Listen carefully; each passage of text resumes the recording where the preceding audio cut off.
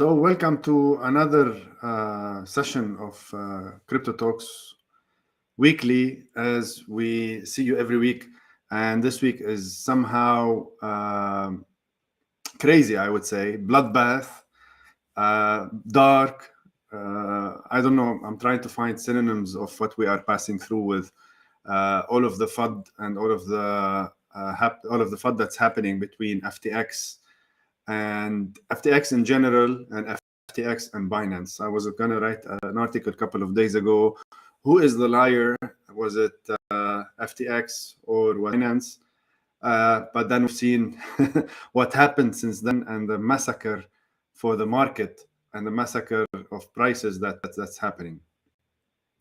So hopefully we will, as usual, try to find an up curve, or try to find at least some stability so that we can survive the day, as they say, right? So today we have a great guest with us. He's in the back end waiting, and Tay with us here. Soon we will allow him to join us. Meanwhile, let's jump. So as usual, this is the first thing that we usually talk about is fraud, and do watch out alerts. There's many, actually the three of us today share common things, and one of them is fraud profiles. So I think this is crazy. We've been scammed by our native name. Just watch out if anybody speaks to you on our behalf. We don't do actually any trading. At least I'll speak between me and Tay. I'll let later on also George explain, or maybe shed some lights on this kind of thing that's happening to all of the people in the field. So as you know, we are sponsoring many events in the Middle East, from technology to blockchain. We have in a few days, around 15th of November, IDC Digital Transformation Forum that is happening in Dubai. Then we have 17 and 18 Blockchain Forum Middle East, also happening in Dubai. We have the Global Blockchain Congress happening on the 23rd and 24th of November, and hopefully I will be there. So hope to see you. We have sponsored all of the events that happened within the last couple of months and since the beginning of the year. So this is a proud achievement that we can also mention. Don't forget to download and check out our top 25 women in fintech and blockchain. They have been released now. Make sure to go on our website and check them out. They are amazing women. We want more. If you know, for next year, we want to grow this list beyond those 25 ladies. So we want to really inspire other women to go into the space. It was a pleasure working with the judges that we had 8 judges, esteemed 8 judges this year, and hopefully some of those names next year will be also part of the judging panel. So I just want to we released yesterday and last week 2 interviews, 2 very important interviews. The first one is with just one second. Yeah, the first one is Milestone CEO. It's one of the best interviews that we had with Thomas. Thomas is the global lead and the global CEO of Milestone Video Surveillance and Video Technology. Technology they have. I had some privilege to see some of it. And then that was an amazing thing. Do check out what is the next revolution that is happening in the video and the video surveillance and the video data, how they are managing those. It happened in Dubai, and we are really privileged to have Thomas on our platform, Thomas Jensen, the global CEO of Milestone Systems. And also another interview is with Morales, Ivan on Tech. If you follow him on Twitter, he's one of the amazing people in the development space, inspiring those developers and trying to help them using Morales as a platform.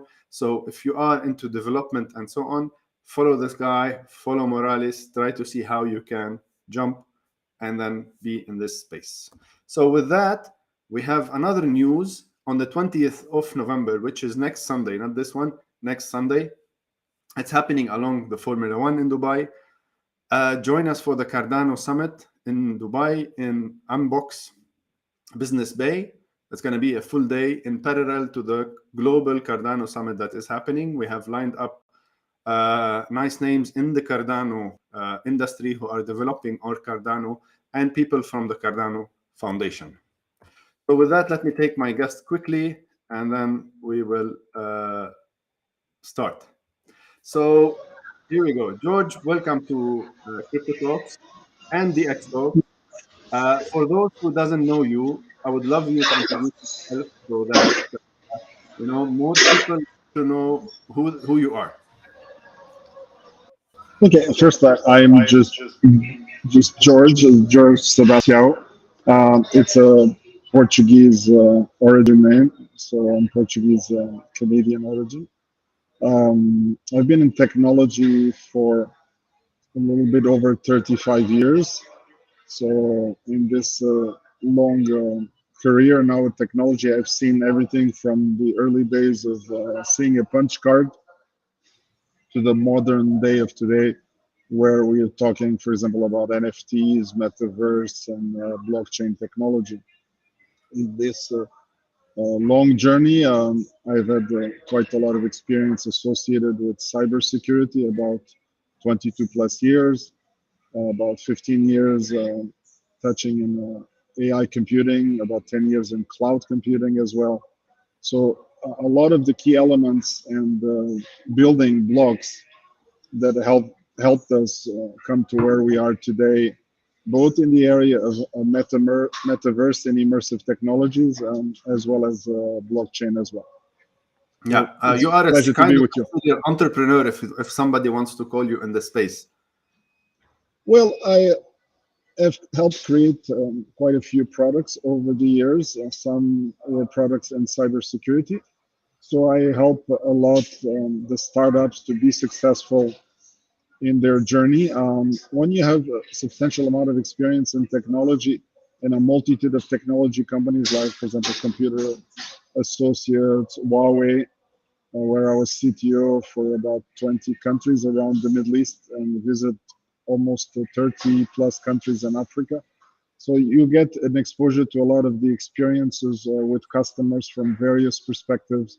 For example, telecom, integration with payment systems, fintech, and the protection of this entire infrastructure using cybersecurity. So that really means that when we talk to startups, we understand the kind of requirements that they have, and these requirements may be associated, for example, with capital. These requirements may be associated with talent or qualified talent so that they can help develop the correct solutions.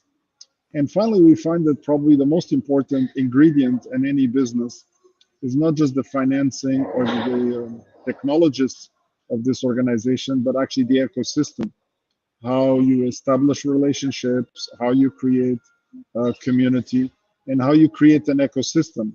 Because when you take a journey, you don't do the journey by yourself. So you need to have a lot of relationships with other organizations to actually be able to be successful in this journey. Yeah, I think your internet feed is somehow, but your voice is still going. So I will try to maybe turn on and off the camera. I don't know if that might help. it's okay. Let me try turn on it on again. So yes, sometimes this. I'll turn it on again. Okay, continue. Yeah, no problem.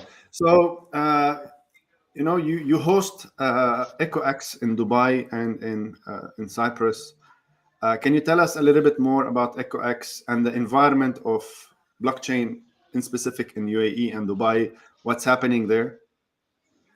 Yes, actually, Ecox started a little bit over 5 years ago. When we started Ecox, what we were trying originally to do is to have meetups with people that were in the blockchain technology. A lot of people didn't always have all the necessary knowledge about all the elements of blockchain. So by organizing weekly meetups, people establish relationships and knowledge on this blockchain. And this could be all the elements associated with blockchain. As you know, today blockchain is quite complex. We obviously have many chains, and we have probably today upwards of several hundred chains. Within those chains, we have various ways of doing applications. These applications, for example, could be things like, for example, DeFi or other. So by doing and understanding these different applications like NFTs, DeFi, even DAO, decentralized autonomous organizations, we can help organizations that would be doing startups or participating in these solutions to actually proceed. For example, yesterday we had an Ecox in Dubai, and we focused on the topic of NFTs. NFT stands for non-fungible tokens. And although NFTs appear to be new, they are not new. NFTs were created initially almost about 5+ years ago. And the first set of, you can say, popular NFTs were something known as CryptoKitties, which involved basically a generation of DNA cats, looked like cartoons, and they could be merged together. And behind them, there was a smart contract running on the Ethereum blockchain. But even this initial version of NFT already gave us the appreciation of what is possible, but at the same time also gave us an appreciation of what is the consequences and the risks. For example, the Ethereum blockchain was not designed for the scalability or the performance required to run CryptoKitties. So therefore, it created substantial backlogs in the Ethereum blockchain, and it ended up creating gas fees going extremely high.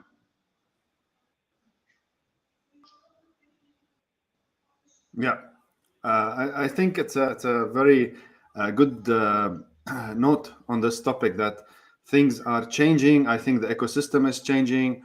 How we look at it is changing. Our knowledge is changing. Everything is changing. Don't forget to follow George either on linkbar/George or on Twitter at @4George on Twitter. So it's here. It's down below. And also post it in the chat. So do you mind also telling me a little bit about your experience in the ecosystem of what's happening really in Dubai and the massive, adoption, regulation, companies moving there, companies trying to take licenses, and we've seen the amount of licenses that has been given since the beginning of this year. Will Dubai be? I always say that Dubai is actually the hub of the blockchain ecosystem. Is that accurate? Something to say? Well, Dubai is definitely one of the centers for blockchain, probably today one of those leading blockchain centers. But we have several hubs that actually exist today. For example, Lisbon is a second one of these hubs as well. They obviously do not have necessarily the same level of aggressiveness towards the business or the same level of maturity. All of them have got challenges associated with them to proceed. So let's first start with Dubai. So Dubai has always been a technological center. It's always been pushing the envelope about how to, bring talent to the region, and this talent extends well beyond blockchain. It extends into artificial intelligence, smart cities, more recently even Metaverse as an example, where we held the Metaverse assembly to kick off some directional for government. We go back almost 10, 15 years, we had the e-government push.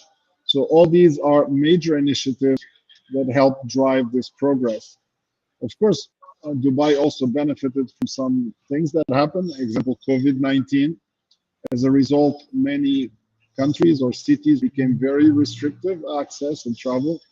Example, places like China or even Singapore, you had something like 21 days of quarantine, where Dubai decided to vaccinate everybody. And yes, it did have some restrictive measures, but it reopened very, very fast. And as a result, a lot of talent saw that Dubai was a welcoming place that allowed them to actually operate.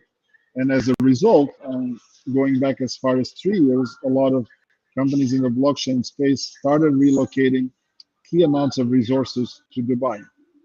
But as you know, talent is not everything. So you need also financing. So obviously, we have the birth of new funds that actually focus on enterprise, the blockchains and fintech. Example, in the region, we have something like Shisha Finance, which is one of these funds. The third element that has also played an important role is regulations. As you know, regulations in the Middle East move extremely slow. So one of the things that Dubai introduced a little bit almost, I think close to 20 years ago or 18 years, was the free zones. The first zone that it opened was Dubai Internet City. And I remember being there for the opening when the first three buildings got open and companies like Microsoft, IBM, Oracle moved there. And the idea was to attract these companies to establish a hub in the region so that they could bring the talent and represent this talent across the entire Gulf and the region as well. So, of course, today, a few years later, we don't have just one Dubai Internet City. We actually have upwards of free zones that are upwards of 50 in the United Arab Emirates. So we have free zones that are in Ras Al Khaimah, Ajman, Sharjah, just to name a few. But the bulk of them still remain in places like Dubai. Even Abu Dhabi, which governmental moves sometimes a bit slower, as ADGM as a free zone that is fairly well known as well and has done a lot of things in digital assets. So the free zones allow you to have regulation that moves fast and being able to adopt new ways. Of course, they are not mainland, so doing business in the mainland still requires you to have something like a local partner, but you can have a solution that helps you do that. Specifically to blockchain, there is a main zone or free zones that actually specialized in that. One of the first ones was Dubai Silicon Oasis, where a good colleague of mine called Abdullah Khan introduced at that time something called as Halal coin, which was one of the first coins that was Islamic compliant and at a certain amount of success, although it never really exploded to a massive amount of capability, but it established the ground for everybody that came after. So now you can say in the leading position for blockchain and digital assets, we probably have DMCC, which is in JLT, headed by Hamed bin Suleiman, and they have attracted several thousand companies from outside to establish their hub here and actually grow in the region. But they are not alone. We have Vara, we have DIFC, just to name a few that are also doing. But even if Dubai has become a hub, one has to realize that it's a GCC or General Gulf Cooperation Council. And in the GCC, there's countries like Bahrain that is also leading in a very serious way, both in the fintech world, regulated fintech world, and this guy's regulated by the central bank. So you can say to some extent that licenses in place like Bahrain, because they're regulated by the central bank, provide a certain level of more deep valuation. That means you can directly integrate into the existing banking system and have both on and off ramps with more easiness. We have places like Saudi Arabia that have also started to pursue these new technologies as well by helping you tokenize or introduce them into the traditional financial systems that have been in place, and also help move the Islamic financial system to also make use of these technologies in a very effective way. So that you can say that the Middle East has been and has become a vibrant startup economy with lots of creativity, lots of innovation, lots of talent. Just to give you an idea, if we look at, for example, at the month of October, which we just finished, specifically in blockchain, we probably had somewhere between 80 and 100 events associated with blockchain, with about something like 4 or 5 major conferences, the largest one being the Future Blockchain Summit, which was part of Gitex, a mega annual event that has existed for over 30 years. Great. Can you hear me? Just checking. Yes, very well. Yeah. Interesting. Interesting. Now comes the massacre that we are witnessing. In the last couple of days. I think the last couple of days are unique. I remember maybe 2013, again 2018, and end of last year also the things that are happening, how much it is bearish, how things are being dropping billions and billions of dollars, a lot of FUD that is also adding to this.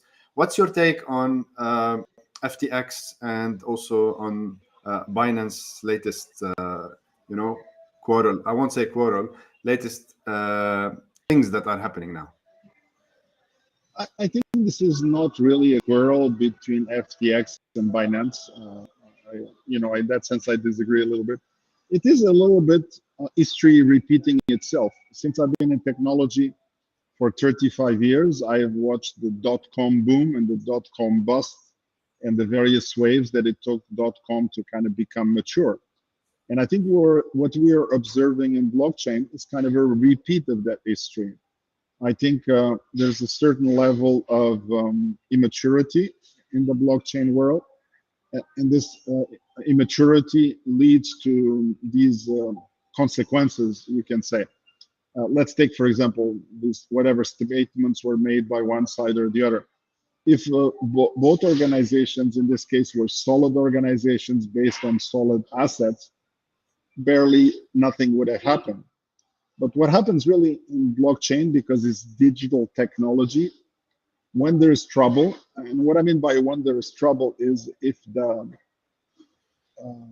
house that you have built is not based on a solid foundation, and the solid foundation really means the assets that you have behind it, then there's consequences. That means maybe you're moving at too much of a fast pace, and as a result of moving at this fast pace, if something goes wrong, when it goes wrong in a very accelerated way.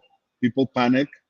And by the way, this operates not just in blockchain. I think I have had I cannot say the pleasure, but I've assisted, for example, when there was the runs in the banks in Cyprus because of the Greek problem, and actually it was not just Greece, it was the same, more or less. Original country.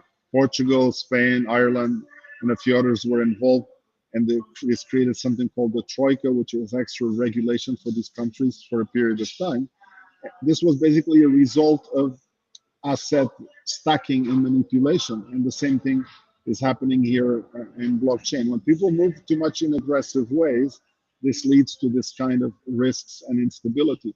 That really means that the organizations that are building blockchain should focus more on customer service, more on products, and establish a very solid ground. So if you're on solid ground, and maybe sometimes you take a more timely approach to grow your business, then there is much less chance of these risks actually taking place. Now, this brings us another important factor. We live today in the world of social media, which is very different than many years ago. News used to travel much slower. So today, a tweet by one or another individual of influence or power can have a substantially more impact than any printed news or otherwise would have had many years ago. And we have seen that influence extend to other elements of blockchain. I think if you remember when Elon Musk made some tweets about some specific coins some time ago, you can see that these coins one day go up tremendously or go down tremendously the next day. So you can say that really what happened here between FTX, Binance is a result of this immaturity in the market. And of course, this is going to lead to a period of instability. And I think, like CZ said today, nobody wins by this instability. Most people think, oh, CZ won the battle. No, there's no actually. If you destroy your enemy, you actually lose the battle as well in the process, because it's an ecosystem that you have built in place. And because you have built an ecosystem, you need competitors, because this is what allows you to flourish. That's what allows you to keep a better product. This is what keeps you honest. So this competition is extremely important. The same way there was competition in the database between Oracle, Sybase, Informax, Ingress, and many others. The day that it gets to a single vendor being the leader and controlling 80 or 90%, then it becomes a very bad day for the business, because at the end of the day, this single vendor that stays behind, does it have the incentive to innovate? Does it have the incentive to offer the best prices and services to its customers?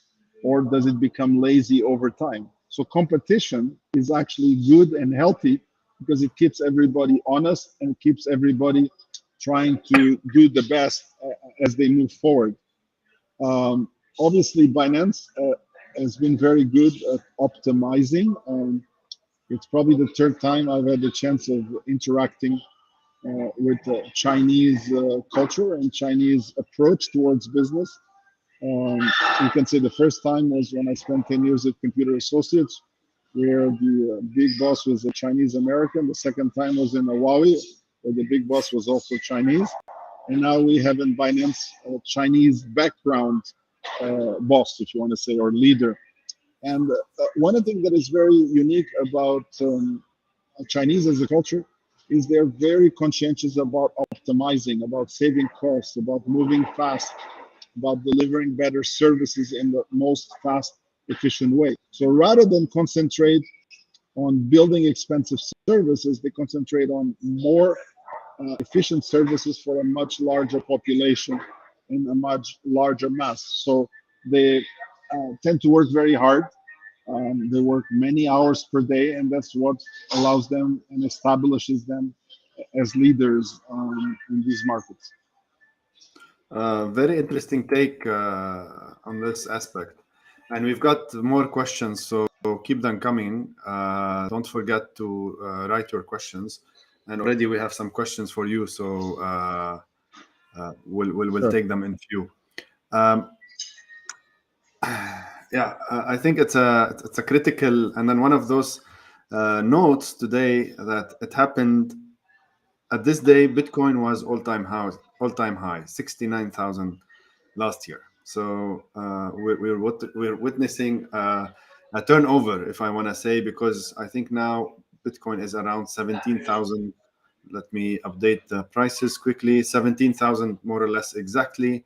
Ethereum 1,163, BNB on ADA on 0.35, and BNB on 288. So the same thing applies for Bitcoin. I mean, many people, especially what I would call the Bitcoin maximalists, for lack of a better term, how to use them, they tend to say, my idea to have the best value of Bitcoin is to buy some, hold it, and do nothing with it. This is not utility. So I think the success of Bitcoin goes by the utility that is being and the usage that is being provided by Bitcoin. So that really means the people that are building things like the Lightning Network and layer 2 solutions around Bitcoin to provide everyday practical solutions are the people that are going to help give more value to Bitcoin. Bitcoin, just like buy and hold, I think it's not a long-term solution. I'm sorry. I believe that it is what you do with it. Now, whether you use wrapping and staking mechanisms and many others, which today is possible. So that means today you can actually earn a passive income by staking your Bitcoin and allowing other people or giving liquidity to other services or other products. So in reality, what you're doing is you're becoming an investor in those products and services so that they actually become more successful in the scalability of their solutions. So this is the right path, and this is what will give Bitcoin over time much higher value and much higher capturing of the market.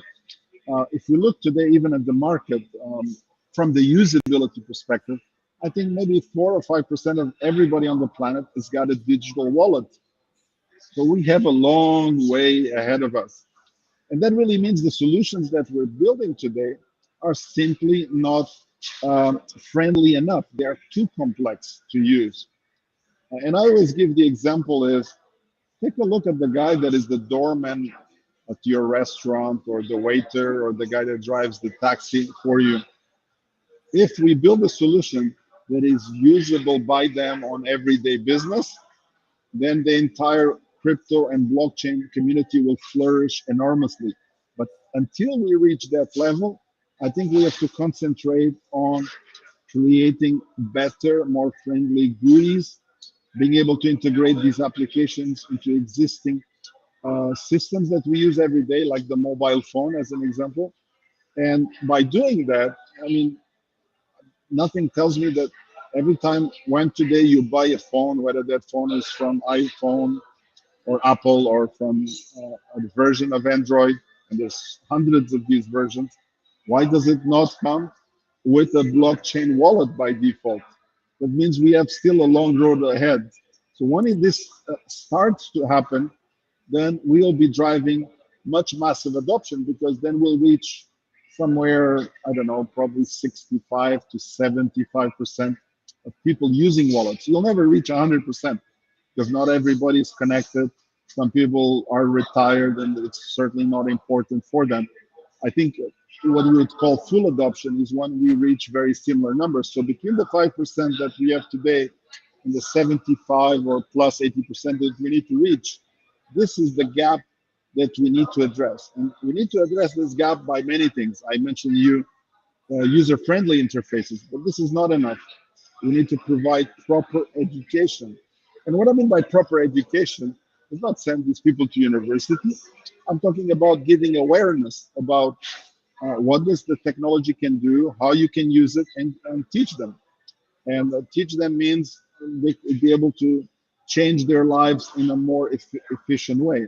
Now, the good news is that if we look at places like, for example, Dubai, you can already pay, although crypto is not a universal, you can already pay for certain services like consultation services, or pay your rent, or buy a building, or apartment, or you can make some payments in some stores, like even Lulu started adopting crypto and blockchain. Lulu is you can say As the a mass, supermarket. Yeah. but it's a mass supermarket, because it's an everyday supermarket. It's not the luxurious supermarket for the elite. This is for everybody who lives in Dubai would know Lulu. Lulu is a small little guy that came to Dubai as an accountant, and now he's a multimillionaire. Why? Because he has done a great job day on day. He's the CZ of the food market. You understand? He had just done the good job consistently all the time. So when these people start adopting blockchain, digital assets, and crypto payments, then we're doing the right steps for adoption.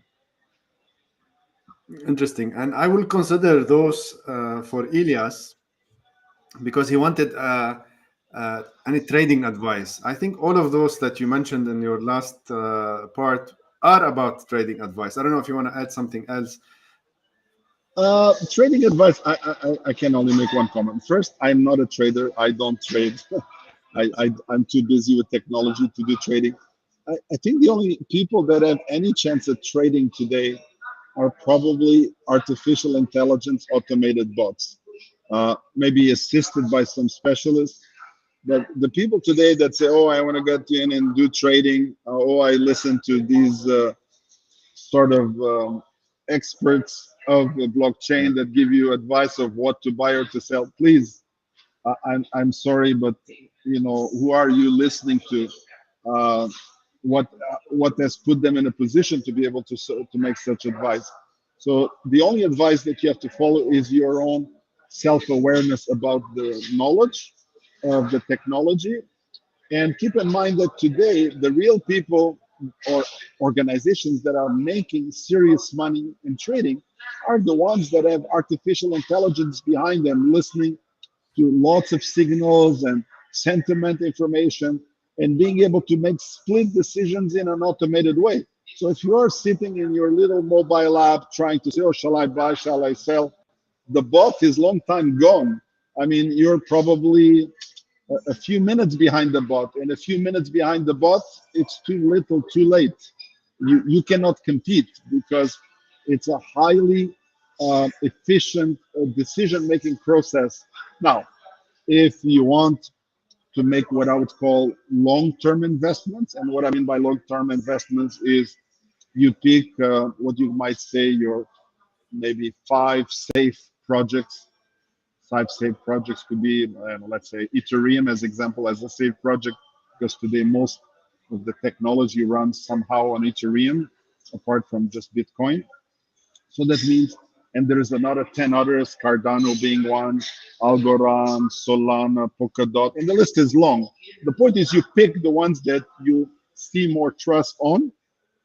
This will give you, you can say, your safe wallet investment, but you're not trading. What you're doing is you're depositing and waiting for 3 months, 6 months, 1 year, 2 years. And then you go back and see, wow, this has progressed good. And then you have what you can call your high risk It's a long-term investment. strategy, let's call it. It's long term. And then you can have 10 of short term. And short term could be you pick some that you, oh, I have a hunch. I like this one because it's into gaming. Oh, I like this one because it's into social influencing. Oh, I like this one because it's into a specific vertical that is quite unique.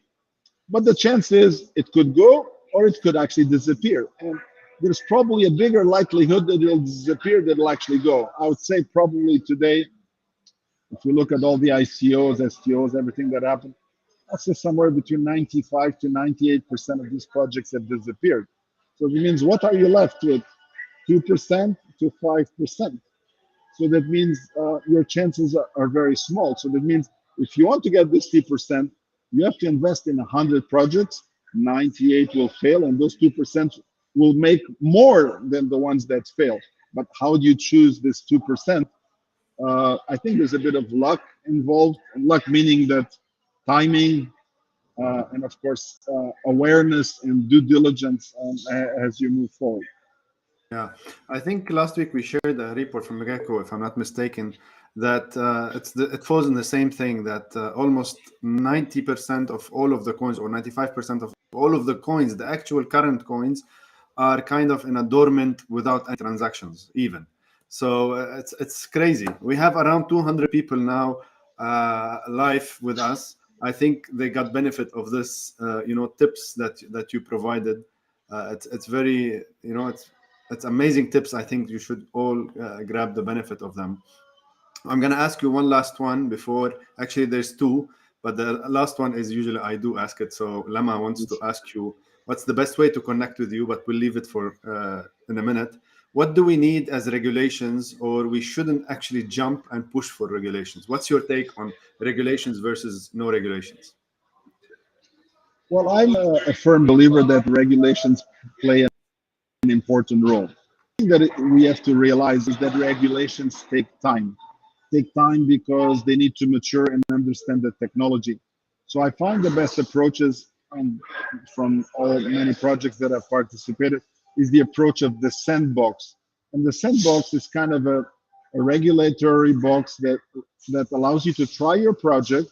The regulator observes your project, and if your project is successful, then the regulator commits to pass regulation that will allow you to continue operate and expand as a business. So it's kind of a post-regulation, but pre-regulation with some conditions. And usually these conditions are limited amount of expansion and limited amount of operations. Means, okay, instead of going for millions of customers, maybe you can only go for 100 or 500 customers. So it allows the regulator to observe. Then at the end of this regulatory period, normally you have to perform several audits, which allow the regulator to understand, yes, this was good. This is the positive benefits. This is what needs to be changed. Now, all this said and done, some areas are more difficult to regulate. And one example would be DeFi, or decentralized finance, because these elements tend to run 100% on the blockchain.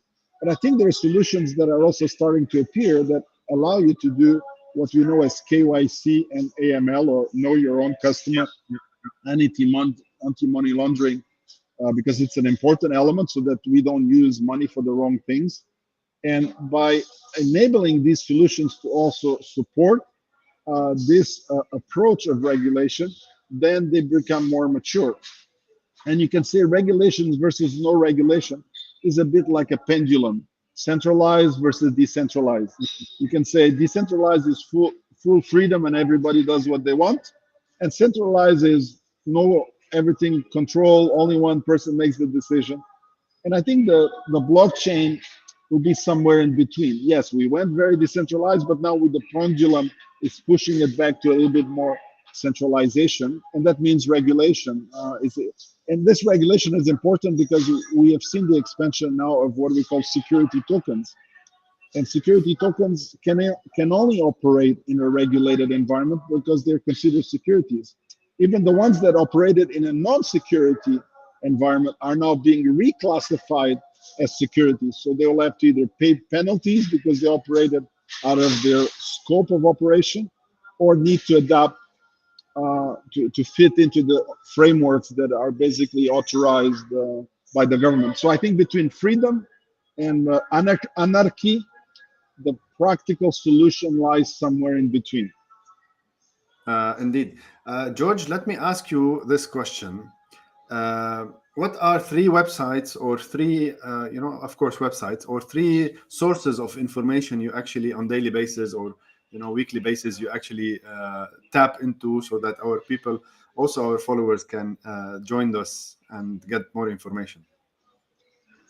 Well, the first source of news that I do is I read the news around the entire space. And of course, there is um, many providers that write their own news and they get distributed. So I tend to go to news feeds from Google that actually automatically pick these feeds, and they come usually from coin market related producers of content. So this gives me a complete feed of news and a very wide visibility.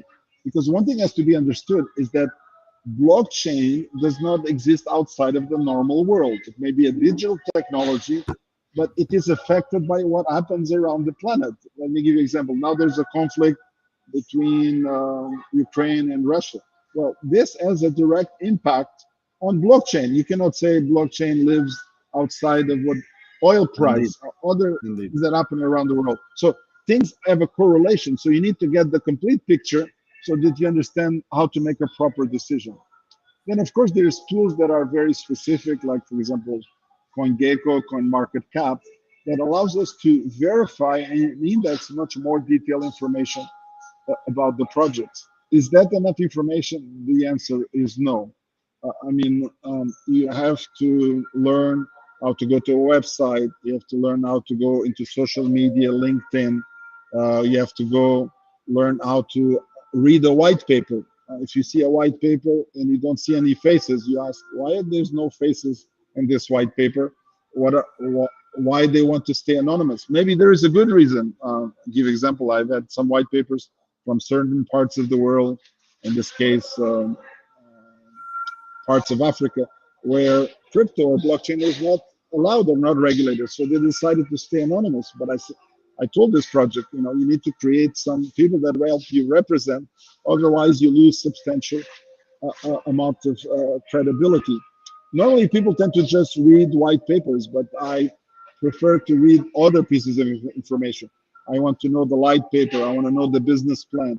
I want to know the yellow paper, which is the paper of the technology behind the white paper, so that you see what I would call a deep dive to understand, can this solution actually make sense? Is the business model sound?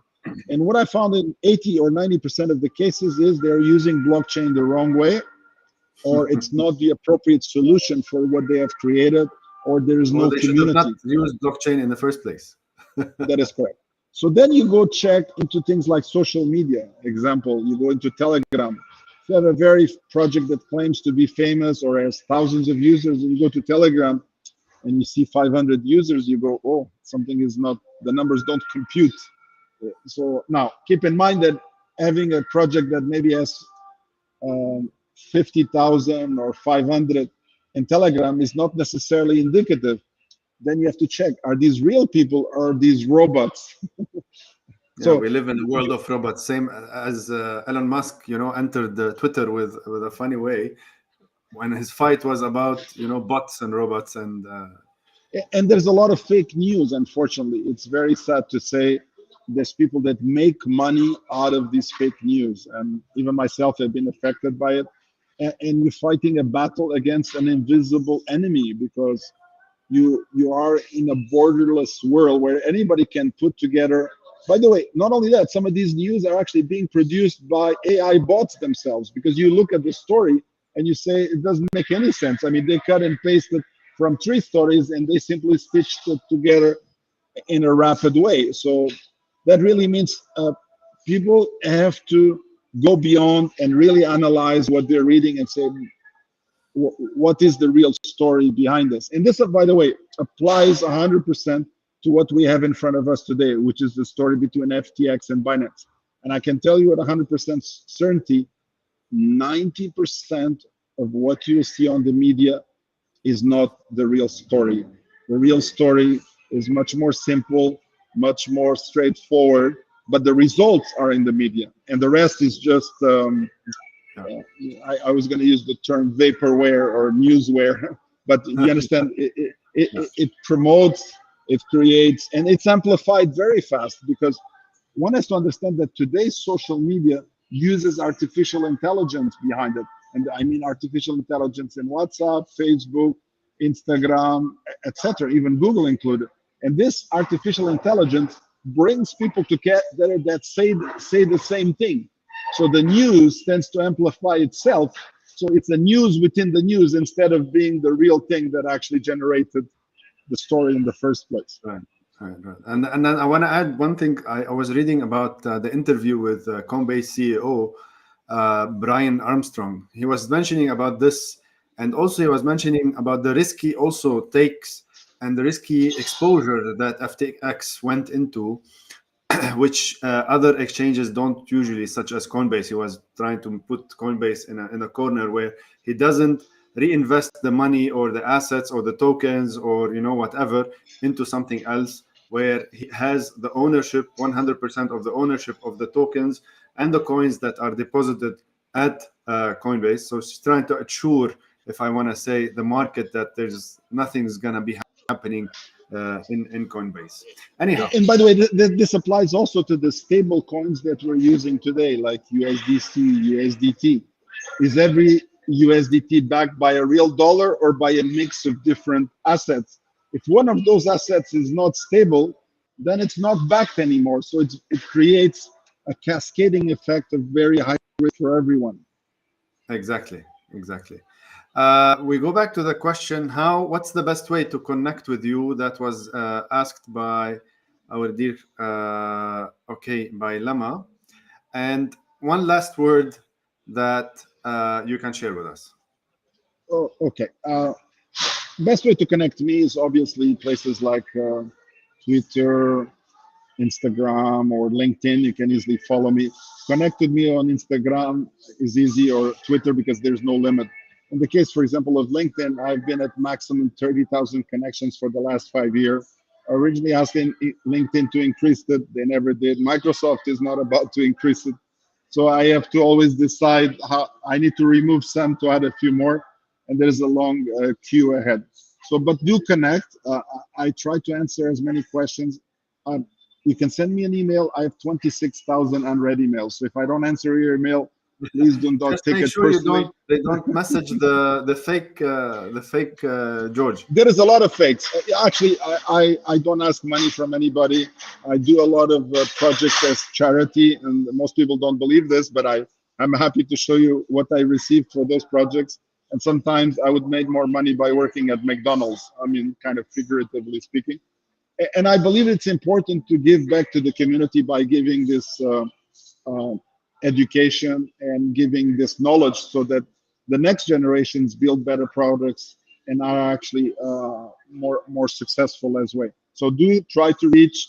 Obviously, things like even WhatsApp, I try to answer, although my WhatsApp is always blinking, so I try to put it on silent from time to time. The last question that you ask is, what is some of the takeaways? Well, continue to believe in this technology because it's an important technology. It is a technology of decentralization, freedom, and innovation. Uh, think, however, that blockchain is not going to be the last technology that ever existed. The best projects of blockchain are the ones that you use blockchain, but you don't know you're using blockchain. What do I mean by that? Is that one blockchain became so embedded into the things that we do, and it's so easy to use. This is the really useful and blockchain. So try to create these solutions that everybody can use everywhere. I've had some colleagues that have done tremendous solutions in this area.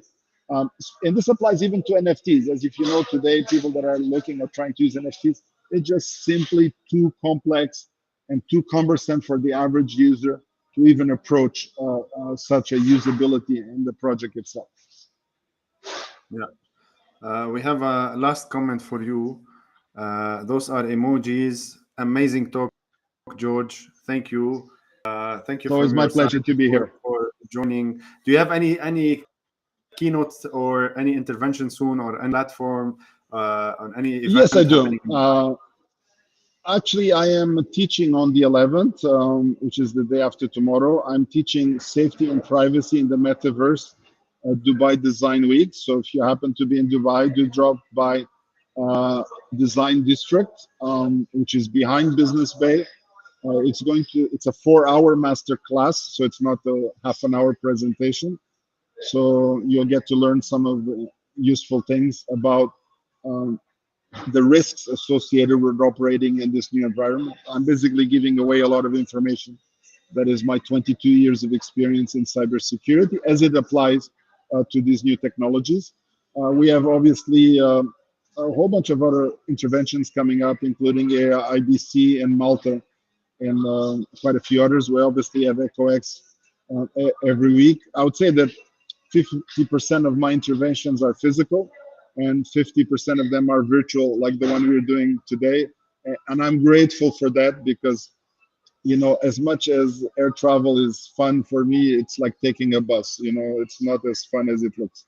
And I'm a tall person, so I have to kind of sit a bit sideways or try to sleep vertically sometimes, so not so comfortable.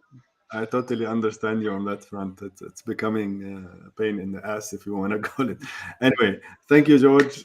See you next week, hopefully, if you're in town. It's my pleasure. You're always welcome.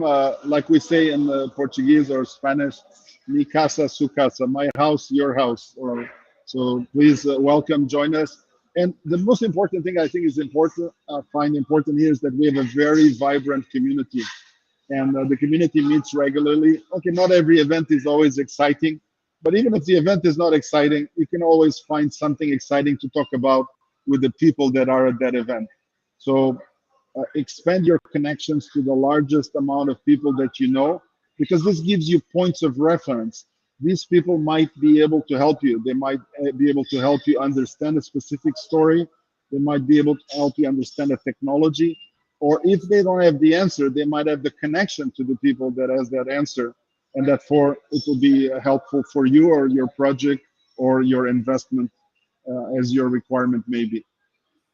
Yeah, that's something I personally discovered every time I go.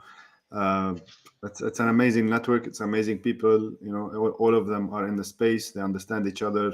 They cooperate, and then maybe you don't find your solution. They will definitely send you to other one to find your whatever is your is your problem, because it's not about technology. Sometimes it's more of human or connections or anything in between technology and human. Yeah. So with that, thank you again. Lovely seeing you on Dxtalks and Cryptotalks, and then we'll see you next week. Always welcome. Anytime. Inshallah. Inshallah. Forza Saida. Bukra, inshallah. Thank you. Thank you. Bye-bye. So as we see, that was George. If you want to connect with him, one of the best preferences is Twitter, Jorge Sebastiao. And with that, we want Tay. Tay's laptop actually sent me a photo of his laptop. His laptop looking super funny. The screen has broke.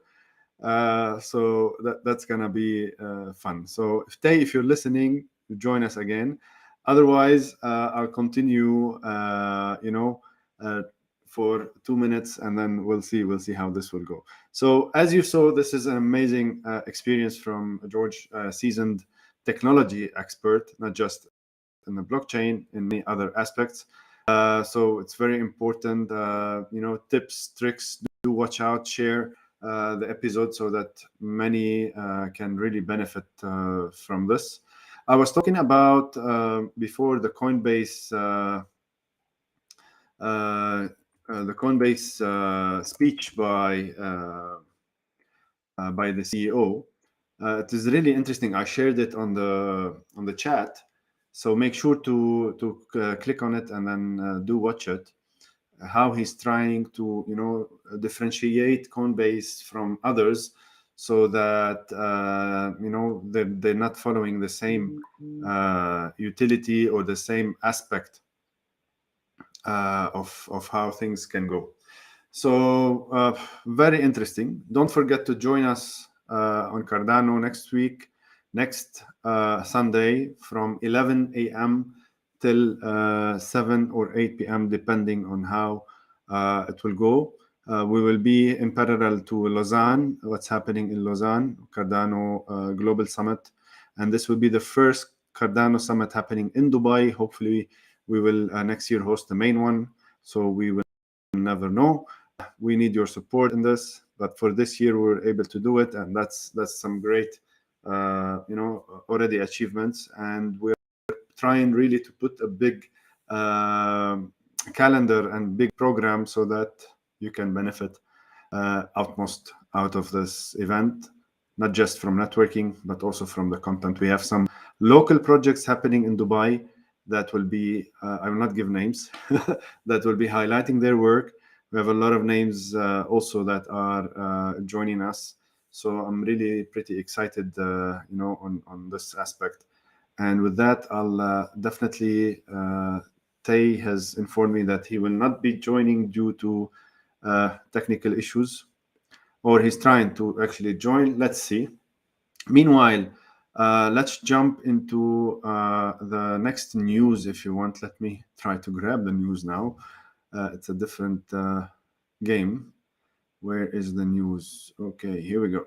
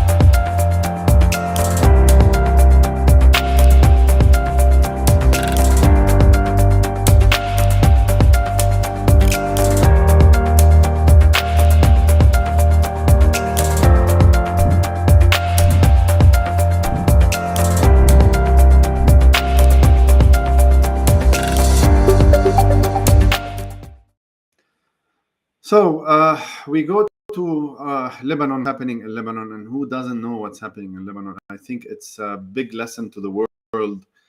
What's happening to FTX is now a big lesson to crypto and blockchain aspect, and Lebanon financial situation and political, the fraud, so many other aspects that has been involved is a big lesson. And I hope and I think in the near future we will start seeing them in as business cases being studied in the university, because I don't think any other country has suffered what this country has suffered and the way it happened.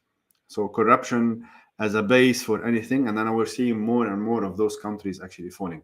So with that, Lebanon's Bitcoin bet turns to crypto amid financial crisis. This is what CNBC report has been released earlier, a couple of days ago, talking about that now there's more and more people involved in the crypto scene and involved in the mining, involved in trading, involved in selling, and then opening their own small shops. I know many of them. they tried to block the financial system in Lebanon, and now it's been freed to a certain point if it is practiced safely, in a way where it can empower the people. Of course, there's the risk of it, of dealing with crypto, but with stable coins and so on, it's a way for them to kind of survive the day, because they need to meet their day's end, and they need to provide food in the end of the day. And this is where people are actually jumping. Now we jump into the crypto FTX, and what's happening in FTX. It's so currently bullish bearish to a point where things are hopefully taking a bad turn. And the news, as per the news, there's two news now. There was the news 1 hour ago, or there was a news yesterday, there was a news this morning, and the news tonight. In the afternoon today, Binance said that it's ready to acquire FTX without any binding agreement. Now we're hearing more of a FUD and more of news that it's backing off. So I'm personally lost in between which one is the right version at this point of time.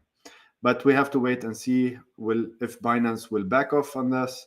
Will the market crash? Will we be facing another crash?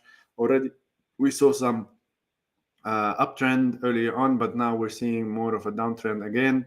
Bitcoin is 17,000. It just dropped 3,000-4,000 in the last 2 days alone. I would call this a nice stunt. Macron shows up in the Decentraland, and he is the first president and presidential speech to happen in the metaverse. And I think this is a very nice way to add more adoption towards the metaverse and projects building in this space, and a nice stunt for him to be the first president to give a speech in the metaverse. And I think it's amazing how we see the adoption of technologies and how they are being part of our daily lives as we move. So it's really interesting to understand the dynamics more, to understand how things are really advancing.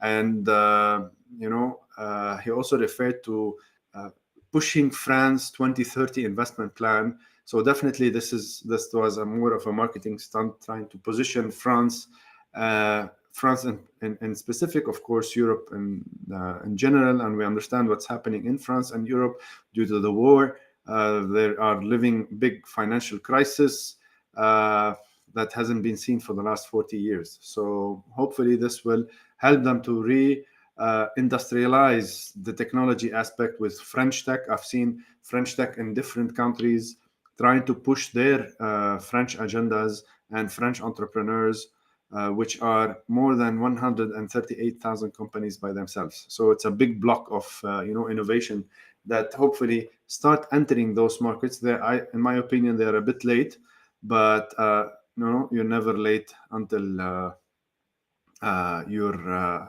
really late. Anyhow, we move on to the news, which we already covered somehow, that Binance is selling all of FTX token.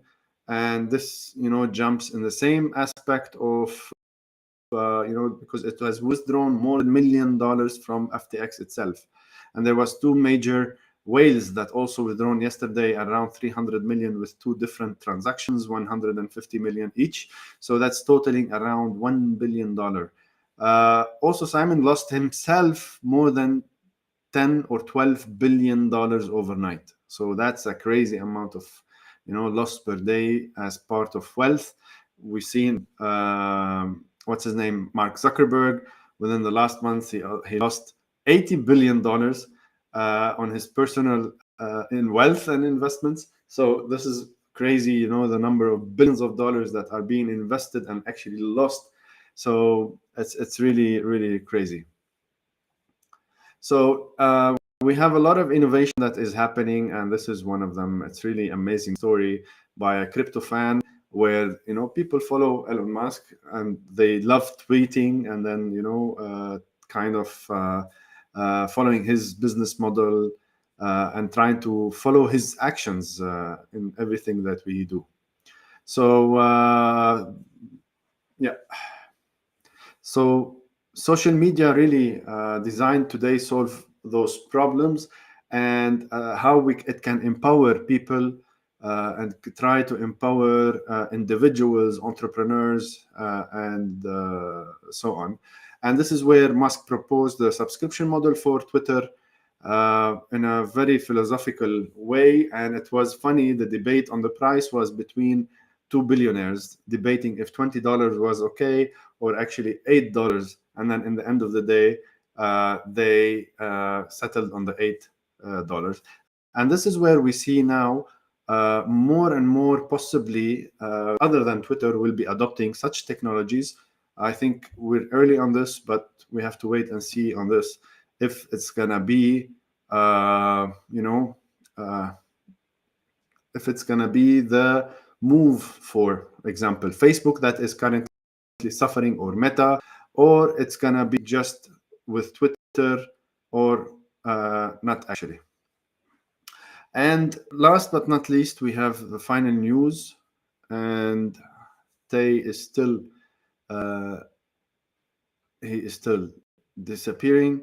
So due to technical laptop, he's trying to switch. We have voting for the MiCA crypto regulations in the European Union, and I think this is one of the most important vote that should be happening. MiCA stands for Market in Crypto Asset Regulation. It will not be implemented as early as February. Hopefully, if it is signed by the EU lawmakers, it pushes towards more lengthy process and complexity. Hopefully, there's with it and there's against it, trying to delay this, to hold back those regulations, because they bring back, in essence, it should bring protection for the retail crypto investors, but also uncertainty of delays and higher specs of regulations and so on. So let's see and wait and see within the next couple of months. Hey, by the way, we're in November. We still have around 50 days, 51 days for the end of this year. So Christmas is next year, and then the year is next year. So time flies, and February is there. So what is the move? Will they do it or will they don't do it? The process is not finished because of its length, technicalities, and other priorities happening in the region, especially the war is affecting them, and the energy legislations and the energy crisis that will be faced. We are already in winter, and how they're gonna be fighting it. So hopefully this legislation won't take that much time. Let's see. Hopefully it doesn't cause any turmoil in the crypto industry, because that's the way it's been happening in Europe. Hopefully it will be more or less adopted similarly to what's happening in Dubai and UAE in Pacific, and in the region. Hopefully more of incentivized, even though it is regulated, but it incentivized companies to really open the innovation, not kill the innovation. So with that, I would like to thank everybody. We've been here for an hour and almost 12 minutes. I want to thank again Jorge Sebastiao for his lovely advices, lovely joining us on this platform, giving us some of his big experience in the field of technology and blockchain and DeFi and crypto and so on. And with that, we'll see you next week. Hopefully Tay will join us also next week. And with that, cheers.